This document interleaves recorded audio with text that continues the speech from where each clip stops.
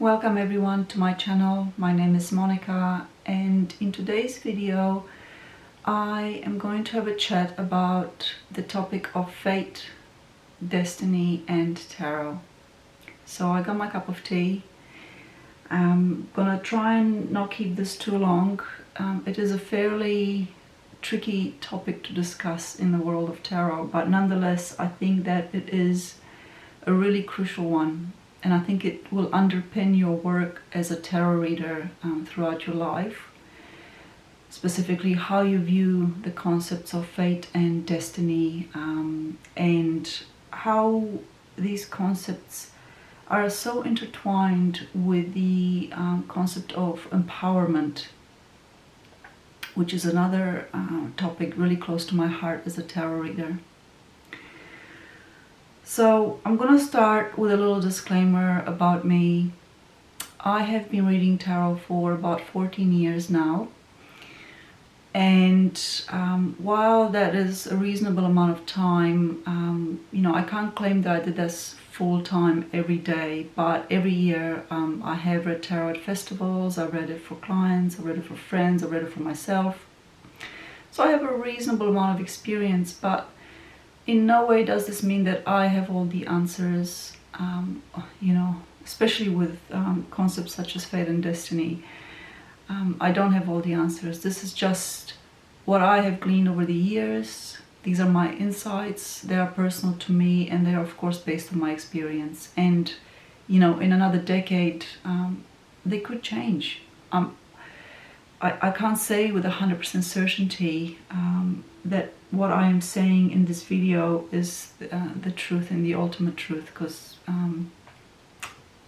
it might not be. But I think it holds some value, okay, based on my experience. Now I'm going to start with a little example, and I came across this example many years ago when I took to tarot seriously, and I attended a course in Auckland in New Zealand with the most fabulous teacher, Fern Mercier. It was truly a magical time, and Fern's wisdom and knowledge, I look back now and I hold it in great value, and her integrity as well to this craft. So this is the example that she gave when we came across to discuss this issue of fate and destiny. And that is, imagine there is a storm coming, okay? A big storm. For my American friends, think of it as like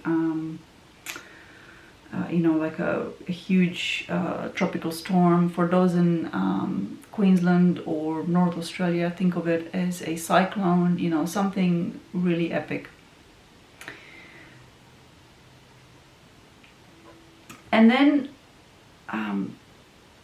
have a think about the idea that there's nothing that you can do about it, okay? And that is fate, right? The cyclone is coming, and there's absolutely nothing you can do about that, right? It's on its way. It's a day away, perhaps. It's going to be huge. You cannot stop it, okay? That's what I mean about the fact that you can't do anything about it. You cannot stop it. That is fate.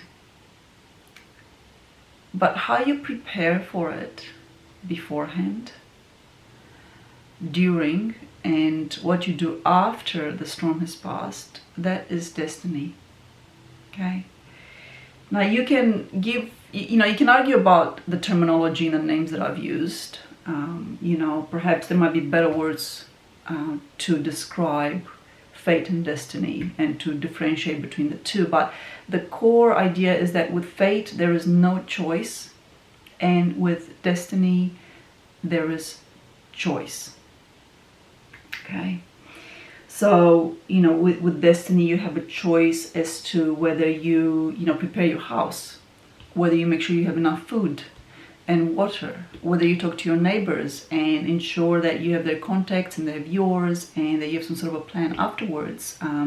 If trees fall down, does one of you have a chainsaw to cut those trees up? Who's got enough water to help others? How do you prepare mentally and psychologically for something like this. That's also equally important as the physical side of things. Okay, so that's really the crux of it. You know, we as tarot readers, we do this dance between fate and destiny when we read for a client, knowing that some things are fated and that our clients don't have a choice about those things, right? And many people, I think, well, everyone in life doesn't have a choice about many things. You know, the family that you're born into, you know, whether someone does horrible things to you as a child. I'd challenge anyone to say that's a true choice for anyone to be born in certain circumstances and in certain families and in certain cultural times that are challenging and difficult. And I in no way am discrediting the vast body of philosophy and knowledge that's especially pertinent in more Asian countries about reincarnation and the concept that or the belief that we do choose our family and we do choose our circumstances. I'm not saying that's not true. I'm just saying that I'm not entirely certain it's as simple as that.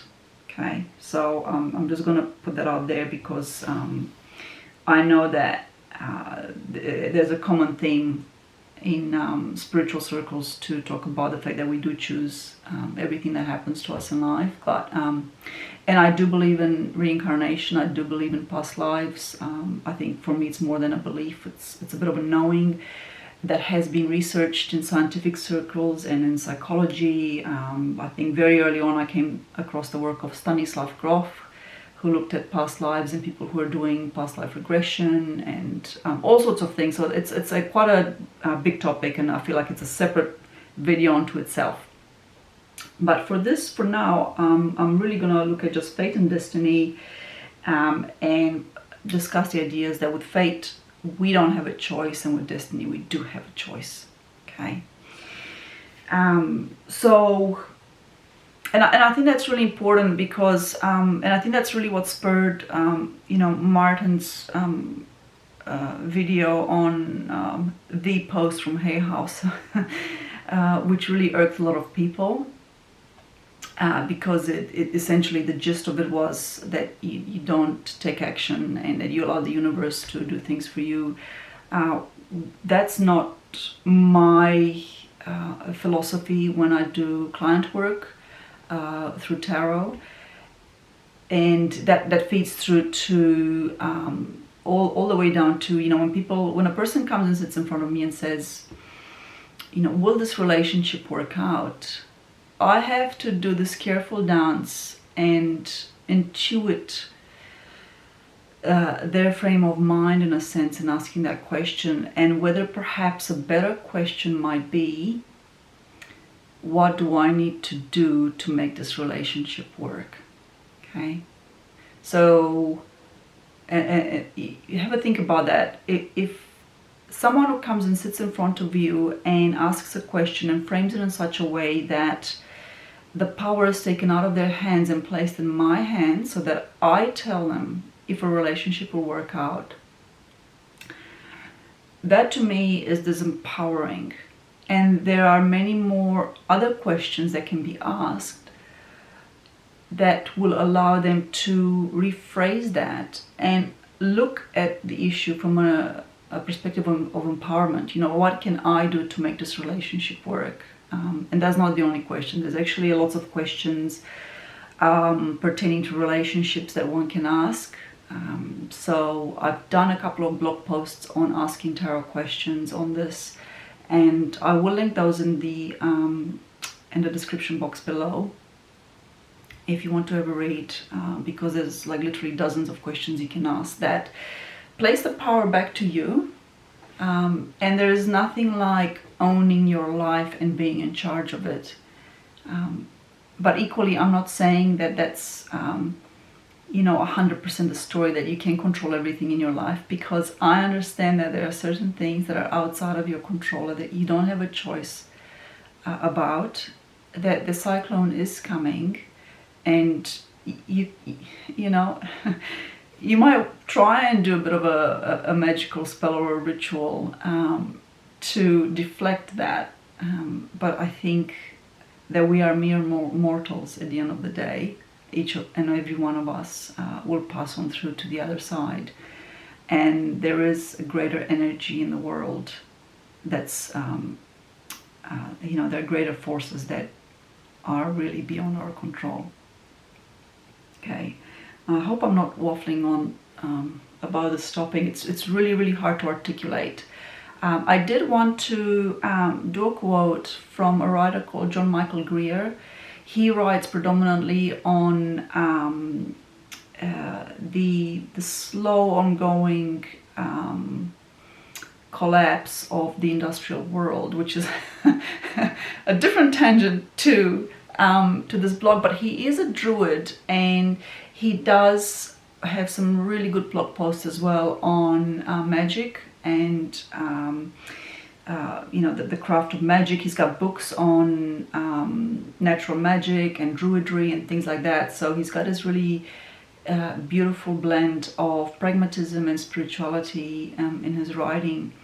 And recently he put up a blog post, and I really wanted to quote this because he talks about the New Age movement and the concept of creating your own reality. And I thought that it was brilliant the way that he worded it. So I'm going to read that out loud, and I'll put it up on the screen for you to read as well. So what he writes was, in an important sense, the comfortable classes of today's industrial world are busy acting out on a grand scale the trajectory of the New Age movement that budded, blossomed, and went to seed in the second half of the 20th century. The central theme of that movement was the claim that each of us creates our own reality. There's an important truth in that statement, but over the years it got dumbed down into the claim that reality is whatever you want it to be. That's not what the people who framed that teaching meant, but it's the way that the teaching has been taken far too often, with results ranging from the embarrassing to the catastrophic. What the teaching originally meant is that your own thoughts, words, and deeds, through their consequences, play an immense role in shaping the world that you experience.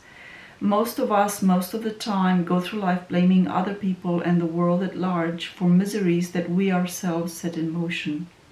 That can be overstated. It simply isn't true that every source of human misery comes about that way. But it's true often enough to be a valuable insight.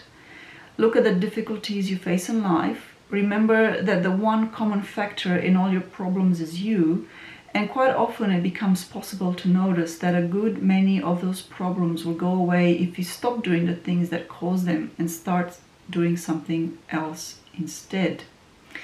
In the hands of pop culture, on the other hand, the teaching that you create your own reality got turned into an insistence that the consequences of your thoughts, words, and deeds only matter if you want them to, and therefore you can keep doing the same thing and expect different results. That way lies disaster.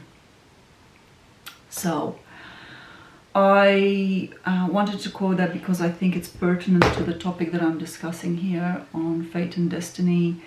You know, and destiny in particular is about having choice and taking the right action to create the life that you know, you would like to manifest.